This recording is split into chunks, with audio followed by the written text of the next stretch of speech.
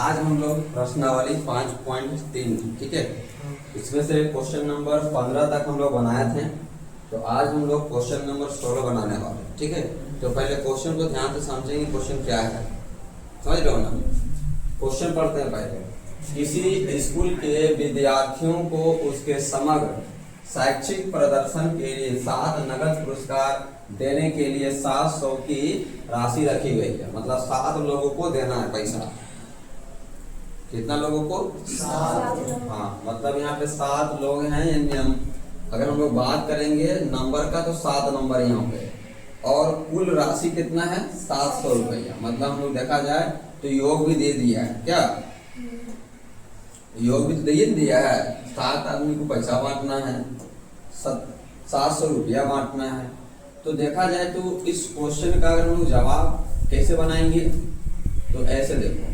सबसे पहली बात तो ये कि 7 लोगों हैं और 7 लोगों को 700 रुपया दिया जा रहा है, लेकिन पैसा किस तरह दिया जा रहा है वो देखो। यदि प्रत्येक पुरस्कार अपने से ठीक पहले पुरस्कार से 20 रुपया कम है, मतलब जो भी पुरस्कार मिलता होगा उससे 20 रुपया अगला वाला को कम मिलता होगा। जैसे अगर हम मान लेते हैं कि पहला आदमी को अगर x रुपया मिला है तो अगला वाला को x माइनस 20 रुपया मिलेगा। उसके बाद वाला को मिलेगा x माइनस 40 रुपया। उससे अगला वाला को मिलेगा x माइनस 60 रुपया। उसके अगला वाला को मिलेगा x माइनस 80 रुपया। उसके अगला वाला को मिलेगा x माइनस 100 रुपया। क्या हुआ इधर से? 1 2 3 4 5 6 और सबसे लास्ट वाला को पुरस्कार मिलेगा x माइनस 120 रुपया। यहाँ तक समझ में आ रहा है? और अगर इस तरह का मिल रहा है तो यहाँ पे पहला पद हम लोग को मिलेगा x रुपया वाला। यहाँ निकालते हैं तो d निकालने का फॉर्मूला क्या होता है? a2 minus a1। तो a2 का वैल्यू यहाँ ये वाला है x माइनस 20 और फर्स्ट का वैल्यू हम लोग x माने तो यहाँ x कटेगा तो माइनस में 20 मिलेगा d का वैल्यू। अब हम लोग को मालूम है Sn का वैल्यू दिया हुआ है 700। कितना दिया हुआ है? 700। अगर हम लोग इस Sn के जगह पे फॉर्मूला पुट करते हैं n/2 2a plus n minus 1 into d और इक्वल टू 700। जहाँ n है वहाँ हम लोग पुट करेंगे 7 को, तो ये मिलेगा 7/2 और यहाँ हो जाएगा 2a। अच्छा, a का वैल्यू मालूम है x प्लस यहाँ 7 माइनस 1 into माइनस में होगा 20 इक्वल टू 700। अब यहाँ अंदर सॉल्व कर लेते हैं, ये तो उधर चला जाएगा। तो यहाँ से सॉल्व होकर हमको मिलेगा 2x प्लस यहाँ से 6 मिलेगा। कितना? 6 को मल्टीप्लाई करेंगे 20 होगा माइनस में 120 इक्वल टू यहाँ है 700। ये जो 7/2 इधर आएगा तो 2/7 मिलेगा। 7 के टेबल में 100 में कट जाएगा। अब इधर मिलेगा 200। कितना? तो इधर बच गया था 2x माइनस 2 उधर ले जाते हैं तो यहाँ है 200। ध्यान देना, ये 200 का वैल्यू लिखे हैं, इधर का माइनस 120 इधर आएगा तो प्लस में 120 मिलेगा। यहाँ से 2x इक्वल टू ऐड कर लेंगे तो 320 मिलेगा। x का वैल्यू निकालेंगे 320 डिवाइड बाई 2 से इसको काट देंगे तो 160 रुपीज मिलेगा। यानी हम लोग समझ में आ गया कि पहला आदमी का जो पुरस्कार है 160 रुपीज का है। कितना का? 160 रुपीज। अगर 160 रुपीज का पहला आदमी का पुरस्कार है, दूसरा आदमी क्या रखो 160 माइनस 20 कितना का मिल जाएगा? देखो अब हाँ, अब यही सीधे पुट कर देते हैं, सीधे निकलता चला जाएगा। पहला आदमी का पुरस्कार निकाल के कितना? 160। तो अगर 160 यहाँ रखेंगे दूसरा आदमी कितना निकलेगा? उसके बाद इसका कितना निकलेगा? उसके बाद क्या हुआ? 1 2 3 4 5 6 7 आंसर। तो समझ में आया कि कैसे सबसे पहले हम लोग ये पता किए कि फर्स्ट आदमी को पुरस्कार कितना का मिल रहा है और फिर वापस हम यहाँ रख दिए तो सबका फिर पता चल गया जो 7% हैं, 7 लोग जो हैं, 7 लोग को कैसे कितना कितना कितना पुरस्कार मिला हुआ। पहला आदमी को 160 रुपये पुरस्कार मिला है, दूसरा को 140 का, तीसरा को 120 का, इस तरह 7 आदमी को मिला है 40 रुपये का पुरस्कार। ये हम लोग क्वेश्चन नंबर 16 था। आगे ये हम लोग क्वेश्चन नंबर 17 है। इसको ध्यान से पहले समझते हैं क्वेश्चन क्या है। कहता है कि स्कूल में विद्यार्थियों ने वायु प्रदूषण को कम करने के लिए स्कूल के अंदर और बाहर, स्कूल के अंदर में भी और बाहर में भी पेड़ लगाने के बारे में सोच रहे हैं। किसके बारे में? क्योंकि पेड़ लगेगा तो वायु प्रदूषण क्या होगा? कम होगा। तो यह निर्णय लिया गया है कि प्रत्येक कक्षा का प्रत्येक अनुभाग, देखो कक्षा होता है तो उसका सेक्शन भी होता है, A section, B section, C section. तो यहाँ बोला जा रहा है कि अपनी कक्षा की संख्या के बराबर ही पेड़ लगाएगा। अगर कक्षा 1 है तो उसका मतलब 1 पेड़ लगाएगा, कक्षा 2 है उसका मतलब 2 पेड़ लगाएगा, कक्षा 3 है तो 3 पेड़ लगाएगा। और इस तरह टोटल 12 क्लास है। कितना क्लास है? 12। और प्रत्येक क्लास में 3 सेक्शन भी, यानी अगर पहला क्लास में 3 सेक्शन है तो मतलब कि 3 पेड़ लगेगा ना, क्योंकि पहला क्लास का बच्चा लोग एक पहला क्लास में मतलब 1 पेड़ लगाएगा, दूसरा क्लास का बच्चा लोग 2 पेड़ लगाएगा। तो सोचो अगर हम अगर पहले एपी बनाने की कोशिश करते हैं तो वो आराम से बन जाएगा। कैसे बनेगा? पहला क्लास का बच्चा 1 पेड़ लगाएगा, दूसरा क्लास का बच्चा 2 पेड़ लगाएगा, तीसरा क्लास का बच्चा 3 पेड़ लगाएगा, चौथा क्लास का बच्चा 4 पेड़ लगाएगा, है ना। लेकिन साथ में 3 सेक्शन भी है कि नहीं, इसमें 3 पेड़ लगेगा टोटल, इसमें लगेगा 3 6 पेड़, इसमें 3 9 पेड़, इसमें 3 12 पेड़। समझ में आ रहा है? और इस तरह करके लास्ट कहाँ तक जा रहा है? 12 क्लास है और 3 पेड़ लग रहा है।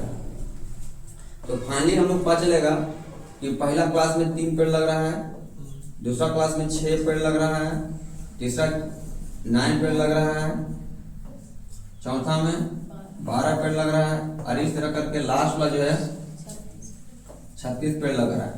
तो हमसे पूछा गया है कि विद्यार्थियों द्वारा लगाए गए कुल पेड़ों की संख्या कितनी है। तो कुल मिलाकर हमको निकालना क्या है? SN नहीं निकालना है, जबकि हम लोग को यहाँ साफ साफ मालूम है कि N 12 है, नहीं है, टोटल क्लास 12 है, 12 क्लास है। अगर यहाँ देखेंगे तो पहला टर्म कितना है? 3 है। कॉमन डिफरेंस देखेंगे तो यहाँ भी 3 का ही मिल रहा है कॉमन डिफरेंस, मतलब सार अंतर। और लास्ट टर्म में हमको मिल गया n कितना है? 36। अब बताओ अगर हम लोग SN का कौन सा फॉर्मूला पुट करके निकल जाएगा आसानी से? छोटा वाला फॉर्मूला पुट कर देते हैं, 2a प्लस नहीं, ये वाला a प्लस an वाला। यहाँ n की जगह 12 होगा, नीचे 2 होगा, यहाँ a की जगह में 3 है, n की जगह में 36 है। 2 का टेबल में कटेगा 6 बार में, यहाँ पे 6 आएगा, इधर से 39 आएगा। मल्टीप्लाई कर लेते हैं, 6 9 जा 54 और आधा में 5, 18 और 5 कितना होता है? मतलब टोटल कितना पेड़ लगेगा? है ना, 234 पेड़ टोटल लगेगा। समझ में आ रहा है कि नहीं आ रहा है? और बी काम करता है नीचे वाला के लिए, ये वाला के लिए। फिर सी काम करता है L3 के लिए, ट्यूब के अंदर काम कर रहा है, देख रहा आधा चांद दिख रहा है इधर, है ना। यहाँ पे बारी बारी काम करता है, एक बार केंद्र ए काम कर रहा है, एक बार केंद्र बी काम कर रहा है। यहाँ वही निकाले, केंद्र ए से प्रारंभ करते हुए बारी बारी से केंद्र ए और बी को लेते हुए त्रिज्या भी बताया गया 0.5 सेंटीमीटर, 1 सेंटीमीटर, 1.5 सेंटीमीटर, 2 सेंटीमीटर वाले उत्तरोत्तर ऊर्ध्वाधर अर्धवृत्त बन रहा है। तो ऐसा कई अर्धवृत्त बन रहा है। तो बताया जा रहा है कि स्पाइरल बनाया जाता है जैसा कि आकृति में दर्शाया जा रहा है। ऐसा 13 को बनाया जा रहा है अर्धवृत्त। कितना? 13 अर्धवृत्त बन रहा है, 13 अर्धवृत्त बने। इस स्पाइरल की कुछ लंबाई, मतलब कुल लंबाई हम लोग को निकालना है। ठीक है, क्या निकालना है? कुल लंबाई। तो पहले देखो ये आधा जो है ना L1, इसका पे निकालते हैं L1 का मान। तो ये आधा चांद का दूरी, हम लोग जानते हैं वृत्त का, जैसे पूरा वृत्त होता है ना, इसका सूत्र होता है परिधि का 2 पाई r। कितना होता है? अब बताओ आधा तो काट देंगे 2 को, आधा कर देंगे 2 कट जाएगा, केवल क्या निकलेगा पाई आर। तो L1 का मतलब है पाई आर, क्या है तो पाई को हमने देते हैं और आर का मान तो दिए दिया है पहला वाला में कि पहला वाला 0.5 पुट करना है, कितना तो कुल मिलाकर इसको क्या बोलेंगे, कितना पाई हुआ 0.5 पाई है। इस तरह L2 को निकालेंगे तो L2 का सूत्र वही होगा पाई है, क्योंकि भी तो अर्धवृत्त है ना ये, L2 भी क्या अर्धवृत्त है। इसका पाई रहेगा, आर का मान इसका 1 होगा, इसका केवल क्या निकलेगा पाई। इसी तरह L3 का निकालेंगे हम लोग, L3 का निकालेंगे तो क्या निकलेगा, सूत्र तो वही होगा पाई है, लेकिन यहाँ पर आर का मान अगला क्या पुट करना है 1.5, इसका मतलब हो जाएगा 1.5 पाई। ऐसे और जितना मर्जी उतना निकाल लो, ठीक है। अभी सबको हम पुट करते हैं तो मेरा एपी बन जाएगा, सबको मिला के पुट कर देंगे तो एपी बन जाएगा, क्योंकि पहला में आया था 0.5 पाई, फिर अगला में आया 1 पाई, फिर अगला में आ रहा है 1.5 पाई, उसके बाद अगला में आएगा 2 पाई, इस तरह तो बढ़ता रहेगा। तो यहाँ से हम कह सकते हैं कि मेरा पास ए का मान मिल गया है 0.5 पाई, डी घटा लेंगे 1 पाई में 0.5 पाई घटा देंगे तो वापस से 0.5 पाई मिलेगा, 1 में आधा घटाएंगे तो आधे मिलेगा। एन का मान मालूम है 13 निकालना है, ये निकालना है 13 निकालना है। अब हम लोग सीधे निकाल लेते हैं एस एन मतलब कुल लंबाई, तो कुल लंबाई का सूत्र तो जानते हैं ना, एस एन बराबर n/2, यहाँ पे 2a plus n-1 into D, तो यहाँ पुल करते हैं तो यहाँ होगा 13/2, यहाँ पे 2 इंटू फर्स्ट टर्म क्या था 0.5 पाई प्लस n का वैल्यू कितना है 13 है ना, और यहाँ पे d का मान आएगा 0.5 पाई। ये 13/2 तो नहीं कटेगा, ऐसे ही रह जाएगा। 0.2 को 5 से मल्टीप्लाई करेंगे तो कितना हो जाएगा, केवल 1 पाई बनेगा, क्योंकि 5 गुना 10 होता है ना, 10 है तो 1 अंक के बाद पॉइंट लगेगा तो 1 ही बचेगा। यहाँ 12 है 12 है ना, कितना है 12, और 12 को मल्टीप्लाई करेंगे 5 से तो केवल 6 पाई दे देगा, क्योंकि जानते हैं 60 देगा ना, 12×5 = 60 होता है, लेकिन 1 अंक के बाद पॉइंट लगेगा तो 60 ऐसे लगेगा, ऐसे 60 होगा, 1 अंक के बाद पॉइंट लगेगा तो 6 बचेगा, और साथ में पाई था, इधर तो कटेगा भी नहीं है ना। आगे टिकती है ना, यहाँ एस 13 हो जाएगा, क्योंकि टोटल 13 तो निकाल रहे हैं हम लोग। तो यहाँ हम लोग को मिला है अभी फिलहाल एस एन का वैल्यू 13/2 और अंदर मिल जाएगा ऐड करने से 7 पाई। अब हम लोग यहाँ पे पाई का मान को पुट कर देते हैं, तो 7 इंटू पाई का मान क्या होता है 22/7, याद है ना।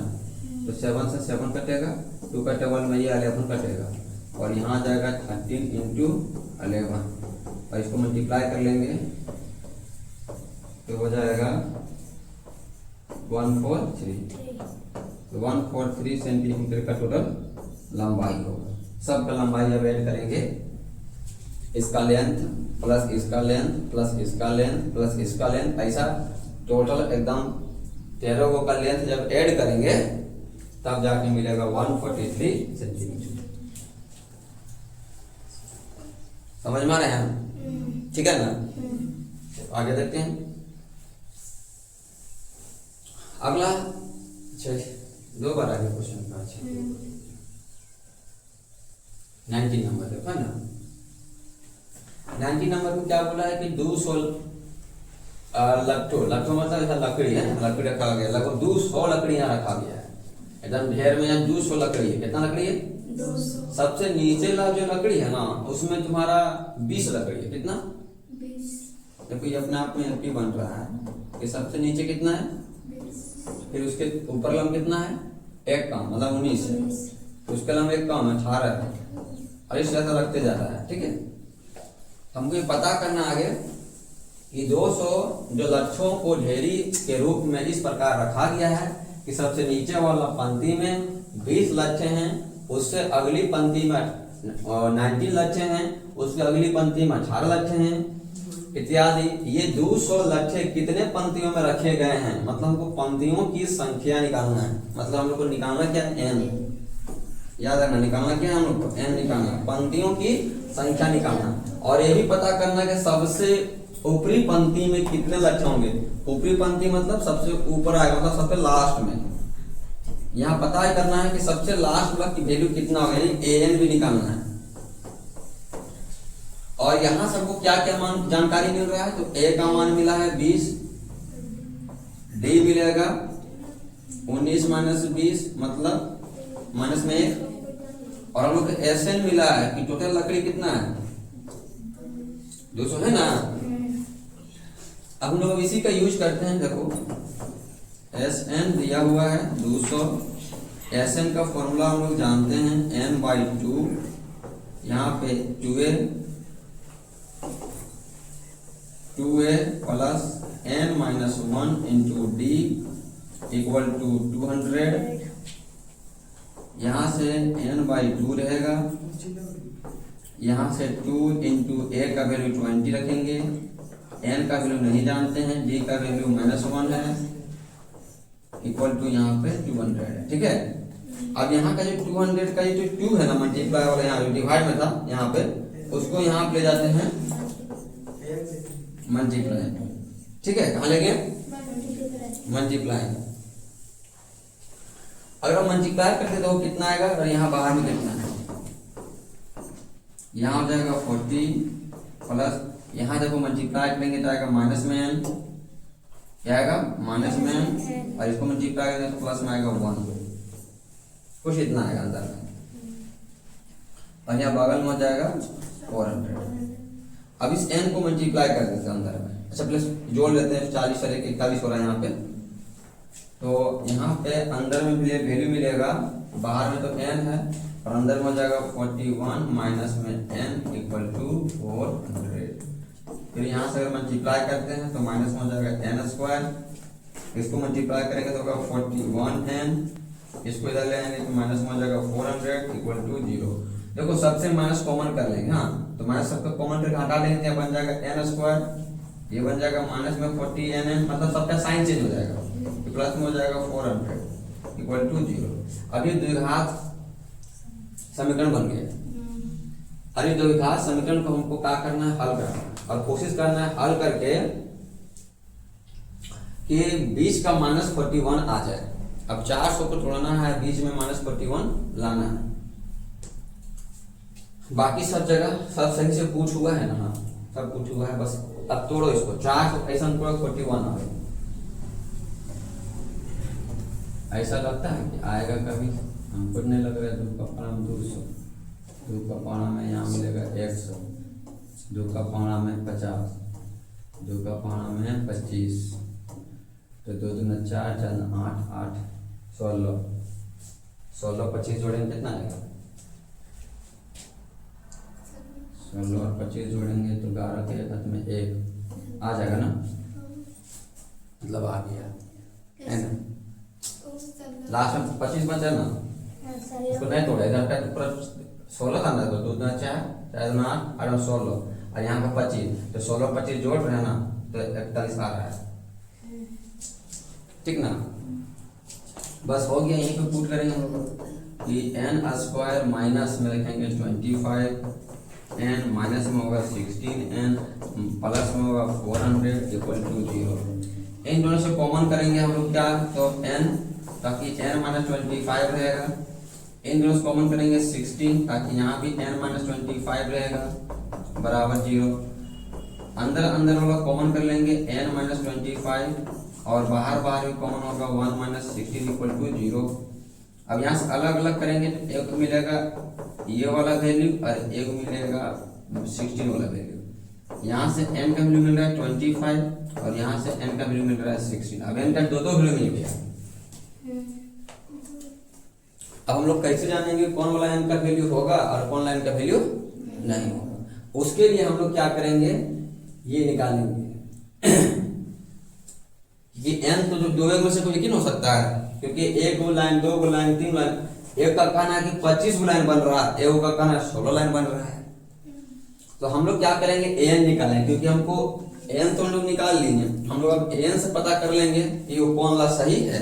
तो 2 बार एन निकालेंगे, एक बार एन निकालेंगे 25वां टर्म के लिए, तो 25वां टर्म के लिए निकालेंगे, देखो 25 टर्म के लिए निकालेंगे तो 25 का फॉर्मूला क्या होता है, a + 24d, a + 24d। तो a का मान कितना है 20, 24 इंटू यहाँ d का मान है -1, तो 20 माइनस हो गया 24, तो मिला कितना -4। इसका कहने का मतलब है कि जो सबसे आखिरी में जो लकड़ियों की संख्या होगा यहाँ पे आखिरी में, सबसे आखिरी वाला में -4 होगा। पॉसिबल है? माइनस में बोलेंगे 4 लकड़ी है, वो पॉसिबल है? नहीं संभव है। इसीलिए ये वाला हम लोग जान रहे कि संभव नहीं है, यानी असंभव है ये सवाल, मतलब ये नहीं हो सकता है n का मान। अब हम लोग निकाल लेते हैं n का मान 16 के आधार पर, कि मान लो 100 को ही लाइन बन रखने से खत्म हो जा रहा है। तो 16 रखेंगे तो इसका फॉर्मूला क्या आ जाएगा, a + 15, a का वैल्यू 20 और 15 इंटू यहाँ से -1, तो ये 20 हुआ, ये माइनस में 15 हुआ और कुल मिला के यहाँ से 5 मिला। यानी इससे क्लियर पता चला कि सबसे आखिरी में रखते रखते जब रखा गया 200 लकड़ी को रखने पर, पहले लाइन 20 को रखा, 19 को रखा, 18 को रखा, इस सब रखते गया तो टोटल 16 को लाइन बना। कितना लाइन? 16 को लाइन बना। और सबसे आखिरी वाला में क्या लकड़ी था 5। तो देखो यहाँ फाइनल लिख दे रहे हैं दोनों आंसर कि जो पंक्तियों की जो संख्या निकला वो निकला कितना 16, और आखिरी पंक्ति का जो आखिरी पंक्ति मतलब 16वां पद का, तो आखिरी पंक्ति में जो लकड़ी का संख्या था वो कितना था 5। तो बात तो समझ में आ गया होगा ना कैसे कैसे किए। तो सबसे पहले जो जो इंफॉर्मेशन दिया जाए उसको निकालें, फिर एसएन का मदद लेके हम लोग एन का मान निकालें। एन का मान 2 हुआ, जिसमें हम लोग पता चला कि ये जो एन का मान है ये वाला हम लोग का नहीं काम करेगा, क्योंकि इसको रखने से -4 लकड़ी दे रहा है, और -4 लकड़ी तो होगा नहीं, है कि नहीं? लकड़ी तो लकड़ी है तो काउंट होगा, -4 कैसे हो सकता है? इसीलिए ये वाला मान नहीं होगा। फिर हम लोग एन का इस मान को रख के जब चेक किए तो पता चला कि सबसे आखिरी पंक्ति में 5 लकड़ी होगा, इसीलिए यही दोनों हमारा आंसर होगा। क्योंकि 2 चीज निकालने के लिए बोला गया था, एन और एन। एन मतलब यहाँ पे पंक्तियों की संख्या, और एन का मतलब अंतिम पंक्ति में लकड़ियों की संख्या। ये हम लोग का 19 नंबर था। लास्ट क्वेश्चन हम लोग का 20 नंबर, इसको समझते हैं। यहाँ पर हम लोग ए बी बनाने की कोशिश करते हैं, कैसे बनेगा। यहाँ बाल्टी रखा हुआ है ना, यहाँ बाल्टी रखा हुआ है, एक लड़की है जो यहाँ पे जगह जगह पर आलू रखा है, जैसे कि आलू यहाँ रखा है, एक आलू यहाँ रखा है, एक आलू यहाँ रखा है, एक आलू यहाँ रखा है, एक आलू यहाँ रखा हुआ, एक आलू यहाँ, एक आलू यहाँ, इस तरह से आलू रखा है। क्या रखा हुआ है? आलू। और सभी को ये दौड़ दौड़ के जा के क्या कर रही है, आलू को भर रही है बाल्टी में। यहाँ ये लिखा है, एक आलू दौड़ में प्रारंभिक स्थान पर एक बाल्टी रखा हुआ है जो पहले आलू से 5 मीटर की दूरी पर है, यानी पहला वाला से 5 मीटर की दूरी में हुआ है, लेकिन बाकी जो है ना आलुओं की एक सीधी रेखा में रखा गया है, और बाकी जो आलुओं की दूरी है बाकी में से वो 3-3 मीटर में है, मतलब तो सब 3-3 मीटर में, 3-3 मीटर में। कितना मीटर में? 3-3 मीटर में, बाकी सब 3-3 मीटर में रखा गया आलू। तो हमको थोड़ा ये बताओ कि अगर यहाँ से हम दौड़ना स्टार्ट करेंगे, इस जगह से दौड़ना स्टार्ट करेंगे, इस आलू को यहाँ लाने के लिए एक बार 5 किलोमीटर जाएंगे और फिर एक बार 5 किलोमीटर वापस आएंगे, है कि नहीं? मतलब पहला आलू को उठा के डालने के लिए 5 + 2 करें या 5 + 5 करें, 5 × 2 कर देते हैं, क्योंकि 5 गया 5 आया, तो कितना हो गया 10। ये पहला वाला आलू का दौड़ के लिए निकला। अब दूसरा का पहले पता करते हैं, एक तरफ जाने में कितना लगेगा, यहाँ से यहाँ 5 और फिर यहाँ से यहाँ कितना 3 8, तो अगर 8 मीटर जाएगा तो फिर 8 मीटर आएगा भी तो भरने के लिए, तो यहाँ हो जाएगा 8 × 2। समझ में आ रहा है? अगला वाला सोचो, अगला जाएगा तो हम यहाँ तक, तो 8 में फिर 3 जोड़ेंगे, कितना हो जाएगा 11, तो अगला वाला कितना हो जाएगा 11 × 2। समझ में आ रहा है ना? अगला फिर जाएंगे तो 11 में फिर जोड़ेंगे कितना 11 और 3 14, तो हो जाएगा 14 गुना 2। समझ में आ रहा है? और इस तरह से करते जा रहा है। इस रेखा में 10 आलू रखा हुआ, कितना आलू रखा हुआ है? मतलब देखा जाए अगर इसको थोड़ा पूरा सॉल्व करें तो ये अपने आप में 10 मीटर, 16 मीटर, 22 मीटर, 28 मीटर इस तरह से है। और इसमें टोटल पदों की संख्या कितना है? तो 10, क्योंकि 10 आलू रखा हुआ है ना, तो 10 हो गया। पहला पद क्या है यहाँ पे? 10। और अगर कॉमन डिफरेंस देखेंगे कितना मिलेगा? 16 माइनस 10 मतलब 6 का। तो हम लोग को बोला जा रहा है आखिर इस आलू के प्रतियोगिता में प्रतियोगियों को कुल कितनी दूरी दौड़ना पड़ेगा? सब आलू को जमा करने के लिए कितना दूरी दौड़ना पड़ेगा, मतलब कुल हमको दूरी निकालना है। तो कुल दूरी निकालने का मतलब फिर से सूत्र लगाएंगे एसन का। एसन बराबर फॉर्मूला होता है n/2 2a plus n-1 into D का। तो यहाँ पे n तो मालूम है ना, कितना मालूम है? n 10 मालूम है, 10/2। यहाँ पे 2 इंटू 10 आएगा प्लस यहाँ पे n के जगह 10-1 आएगा और d कितना है? 6 है ना।